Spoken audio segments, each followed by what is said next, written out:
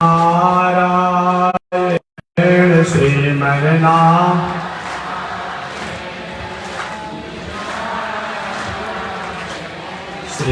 श्रीमन्नारायण नारायण नारायण श्रीमन्नारायण नारायण श्रीमन्नारायण भवतारायण श्रीमन्नारायण भवतारायण लक्ष्मी नारायण नारायण नारायण लक्ष्मी नारायण नारायण नारायण आग लगी आकाश में बरसन लगे अंगारो आग लगी आकाश में बरसन लगे संत नहीं होते जग में तो जल मरता संसारो संत नहीं होते जग में तो जल मरता संसार श्रीमन्नारायण नारायण नारायण श्रीमन्नारायण लक्ष्मी नारायण नारायण नारायण लक्ष्मी नारायण नारायण नारायण तनी देखी रघुनाथ जी हमारी ओरिया तनी देखी रघुनाथ जी हमारे तनी ताकी रघुनाथ जी हमारे ओरिया तनी ताकी रघुनाथ जी बगसर में आके रवा तरका के मरनी बगसर में आके रवा तरका के मर गौतम नारी अहिल्या के तरनी गौतम नारी अहिल्या के तन देखी रघुनाथ जी हमारी ओरिया तनी देखी रघुनाथ जी हमारी ओरिया तनी ताकी रघुनाथ जी हमारी ओरिया तनी ताकी रघुनाथ जी हमारी श्रीमन्नारायण नारायण नारायण श्रीमन्नारायण नारायण नारायण लक्ष्मी नारायण नारायण नारायण लक्ष्मी नारायण नारायण नारायण बोलिए श्री लक्ष्मी नारायण भगवान की अनंताचार्य कृपया वेदांत द्वयपारगम रामकृष्णांग्रि सद्भक्त विश्वक्सेन मुनिं भजे कासायं यज्ञ सूत्रम सुजीव पुषितता चोडपुण्ड्रं च भाले यस्यास्ते दक्षहस्ते कलिकुमतिगिरीन्द्रेन्द्रवज्रं त्रिदण्डं संसाराग्नि प्रशान्ते मृतजलममलं दारुपात्रं पवित्रं श्रीविश्वक्सेन सूरे पदकमलयुग श्रेयसे संश्रयामि लक्ष्मीनाथ समारंभा नाथयामुनिमध्यमा अस्मदाचार्य पर्यन्ता वन्दे गुरो परम्परा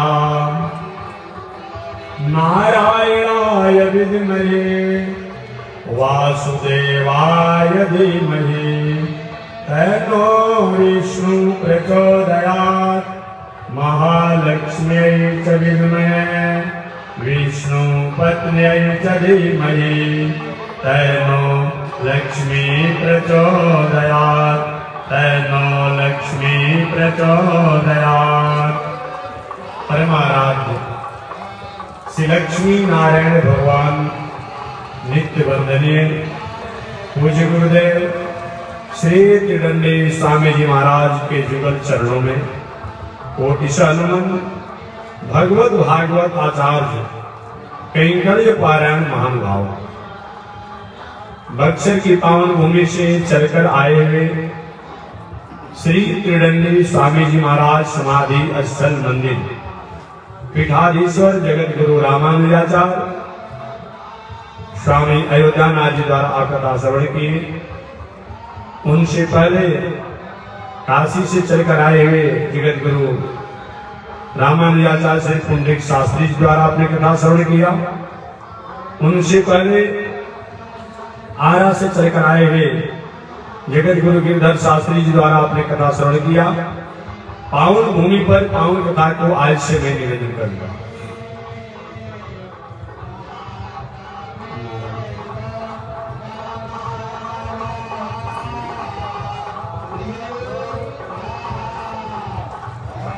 हारण का मुंह है अगर इस पास होगा तो अवश्य घुमा दो, घुमा दी कौन सी मानस पास होगा, इन्हें नहीं चाहिए कि नहीं, इन्हें घुमा दीजिए, उन्हें घुमा दीजिए, उन्हें घुमा जाइए। नारायण पावन भूमि पर आज से पावन कथा को मैं निवेदन करूंगा। पावन कथा प्रसंग अंतर्गत मैं निवेदन करना चाहूंगा। आलता विषैणा शिथिला भीता घोरेषु च व्याधिषु वर्तमानम् संकीर्त नारायण शब्द मात्रम विमुक्त दुखा सुखिनो हो। चाहे आर्त हो, चाहे विषाण हो, चाहे शिथिल अवस्था में हो, किसी भी परिस्थिति में हो, अगर हम उन परमात्मा को याद करते हैं जिन परमात्मा द्वारा इस दुनिया को बनाया गया है, इस दुनिया को बसाया गया, इस दुनिया को फलाया फुलाया गया, विकसित किया गया, तो निश्चित रूप में हमारे जीवन को पहचानने की स्थिति आती है। आरता विषणा शिथिला शवेता घोरेषु च व्याधिषु वर्तमाना संकीर्तनारा येन शब्द मात्रम विमुक्त दुखा सुखिनो भवन्तो। आर्त की स्थिति में अब दुनिया में कोई हमारा सहारा नहीं है, ऐसा विचार कर अगर हम परमात्मा को हम याद करते हैं तो निश्चित रूप में परमात्मा हमारे ऊपर कृपा करते हैं। श्रीमद् भागवत महापुराण और महाभारत इसका उदाहरण है। कौन ऐसा भक्त है जो आर्त होकर के भी उन परमात्मा को याद किया और परमात्मा ने उनको याद किया। श्रीमद् भागवत महापुराण में पांडवों का ही नाम ले लिया जाए। शायद आप सभी लोग पांडवों की वंश परंपरा को भी जानते होंगे, बताना नहीं है। महाभारत पढ़े होंगे, लिखे होंगे, सुने होंगे, देखे होंगे। बहुत से ऐसे विद्वान हैं जो ग्रंथों को, अभी मैं कुछ दिन पहले आया था तो हमारे इस क्षेत्र के बहुत बड़े विद्वानों की जो है उन्हें किताब लिखा। अच्छा मैं भी पढ़ा, देखा। उनका नाम था बगल गांव के काराकाट क्षेत्र के परमेश्वर जी। ये विद्वानों का क्षेत्र है, पढ़ते भी हैं, लिखते भी हैं, देखते भी हैं। महाभारत प्रसंगों को मैं निवेदन करूं अल्प समय में। महाभारत है क्या चीज, क्यों हुआ? महाभारत में कौन कौन पात्र प्रमुख रूप में थे? जब ही अनीति और नीति दोनों की टकराहट होती है, जब ही न्याय और अन्याय इन दोनों की टकराहट होती है, जब ही हर्ष और ईर्ष्या इन दोनों की टकराहट होती है जब ही द्वेष और ईर्ष्या की टकराहट होती है, तो निश्चित रूप में कहीं न कहीं विस्फोट होता है। महाभारत में कुछ हुआ नहीं, हमारा हक है, हम आपसे याचना करते हैं, आप देने के लिए तैयार नहीं हैं, इसके लिए सब लोगों से मांगा गया भी आप मेरी सहायता करें। हम समाज के लोगों की यही नीति है, हम संसार के लोगों की यही व्यवस्थाएं हैं।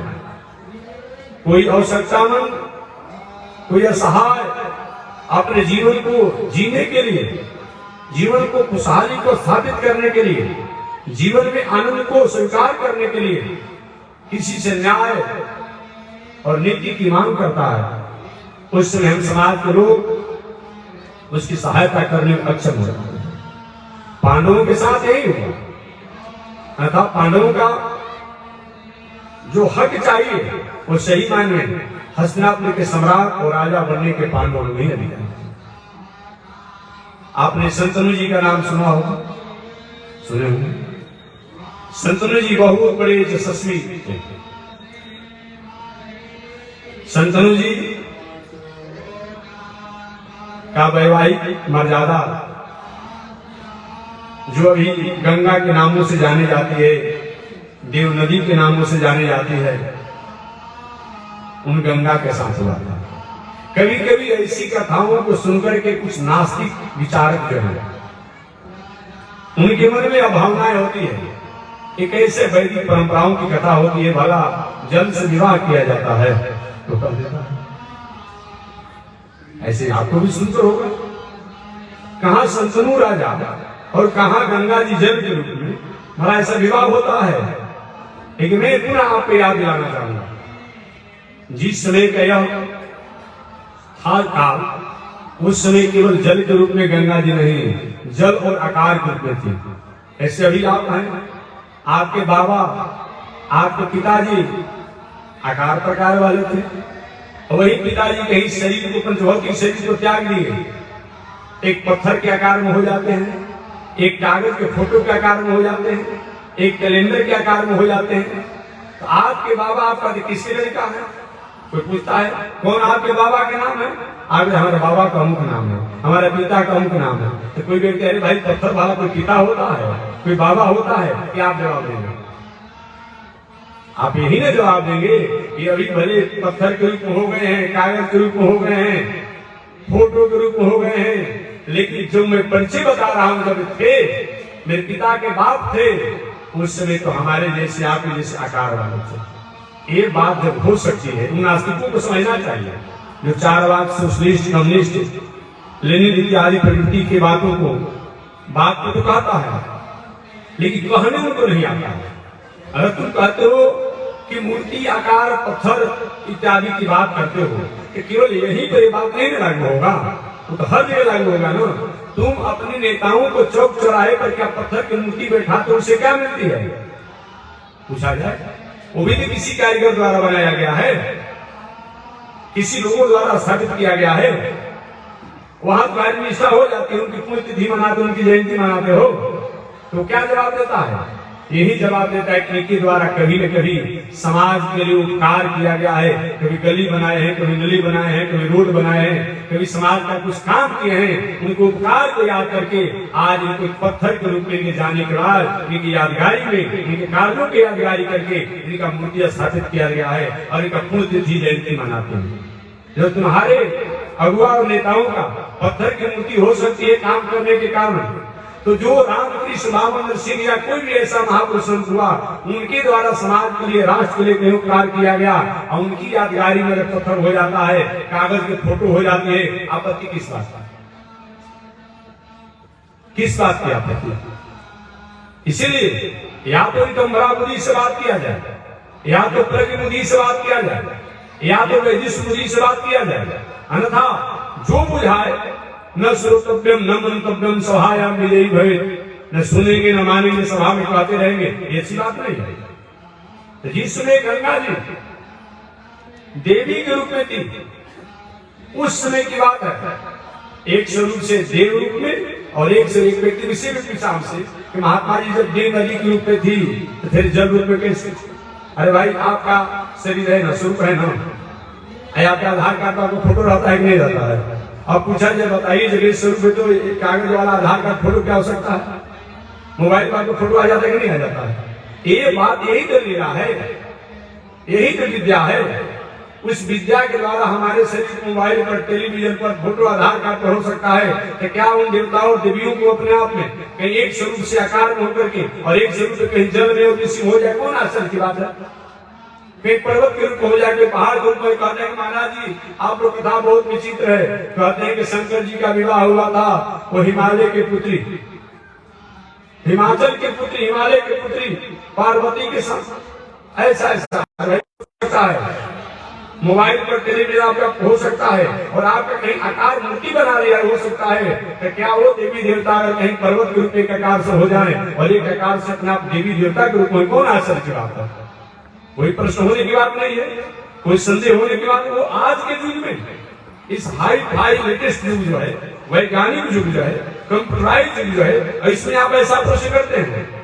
ऐसा नहीं होना चाहिए।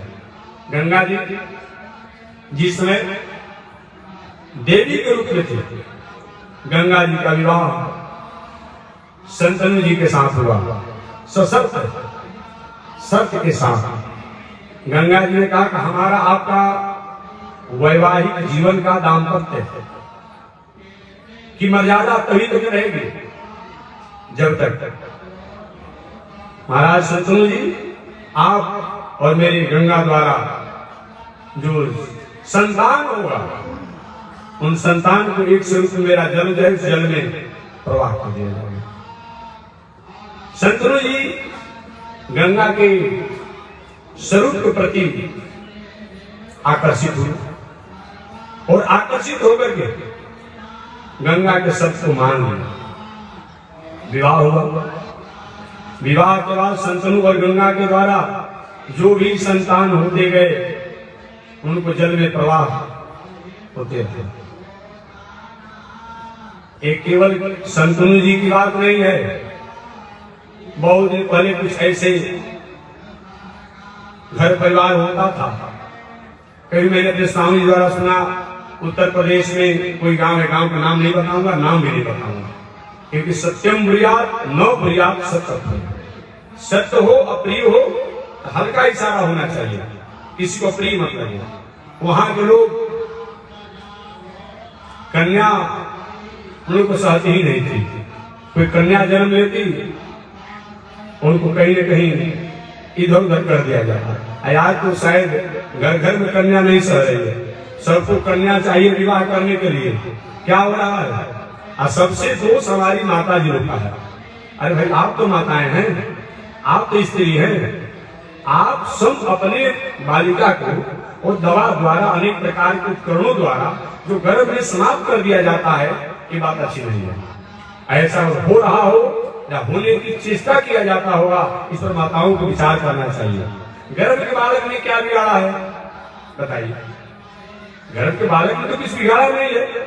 अकेले आप कन्या के कई 2 गो 3 गो 4 गो हो जाती है तो गर्भ में खराब करा दिया जाता है।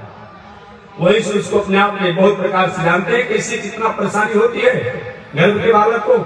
कभी आपने चारा मशीन देखा होगा, कूटी मशीन आपने देखा होगा, जैसे उसको कभी हरा चारा डाला जाता है, काटा जाता है, कितना छोटा छोटा हो जाता है।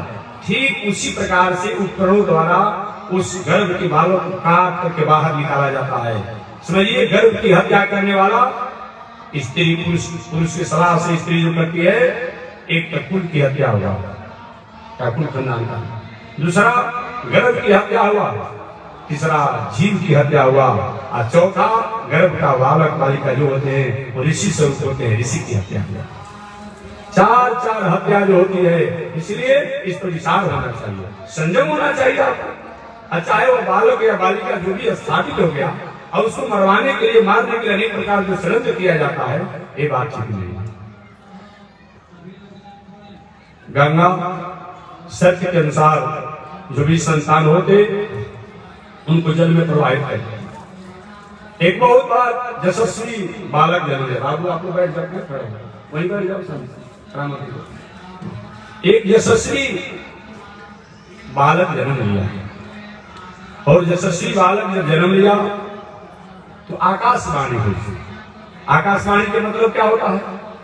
एक तो आकाशवाणी हमारे हृदय में है, दूसरा आकाशवाणी टेलीविजन, रेडियो, मोबाइल, ये भी आकाशवाणी है, और तीसरा आकाशवाणी आकाश से जो आवाज आती है। तीनों आकाशवाणी है। हृदय से भी जो आवाज आती है, टेलीविजन, मोबाइल द्वारा भी जो आवाज आती है, रेडियो द्वारा, आकाश से जो आकाशवाणी आवाज आती है। आवाज आया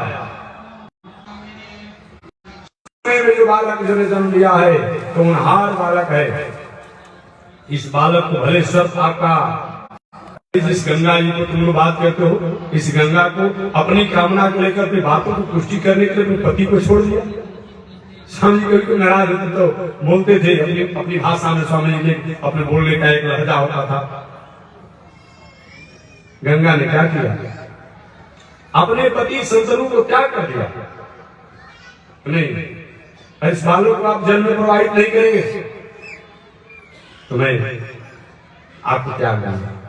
संतनु जी उस बालक को किसी तरह से भरण पोषण किए, बालक बढ़ने लगे। उन्हीं बालक का नाम बाद में चल करके देवव्रत पड़ा, भीष्माचार्य पड़ा। भीष्माचार्य और देवव्रत के नामों से हो जाने लगे। और भी अनेक नाम पड़े, लेकिन ये दो नाम प्रसिद्ध हुए, भीष्माचार्य और देवव्रत। संतनु महाराज की जो अवस्था थी, राजा थे, ऐश्वर्य, संपत्ति संपदा की कोई अभाव नहीं था। एक बार संतनु महाराज अपने रथ पर आरूढ़ होकर के मंत्रियों के साथ घूमते हुए गए। जाते जाते वहां तक पहुंचे